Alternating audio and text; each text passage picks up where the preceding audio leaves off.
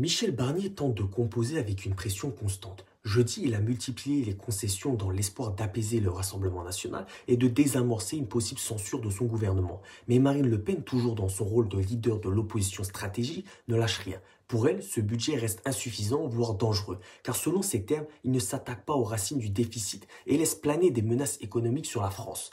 Sur X, Marine Le Pen s'est livrée à un exercice devenu courant, rejeter toute accusation de surenchère de son camp. Elle insiste sur les fameuses lignes rouges fixées dès juillet, évoquant les hausses d'impôts et le soutien aux petites entreprises. Mais son argument majeur qui fait mouche auprès de ses partisans est que ces ajustements budgétaires, loin d'améliorer la situation, aggraveront le déficit, déjà qualifié d'abyssal. Une critique qui, sous couvert de rigueur budgétaire, s'inscrit dans une posture de plus en plus centrale pour le RN, le garant autoproclamé de la responsabilité économique face à ce qu'elle décrit comme des années de dérive macroniste. L'analyse de Marine Le Pen va plus loin. Elle projette les conséquences qu'elle anticipe si ce budget reste inchangé. Entreprises fragilisées, chômage en hausse, tensions financières. La description est alarmiste, mais elle illustre une stratégie claire, jouer à la fois sur le rôle de l'opposition et celui d'alternatives crédibles. En dénonçant les mesures de Barnier, elle maintient la pression tout en rappelant que le RN a les clés d'une éventuelle censure, un levier politique majeur dans ce bras de fer. Et Michel Barnier, il fait quoi?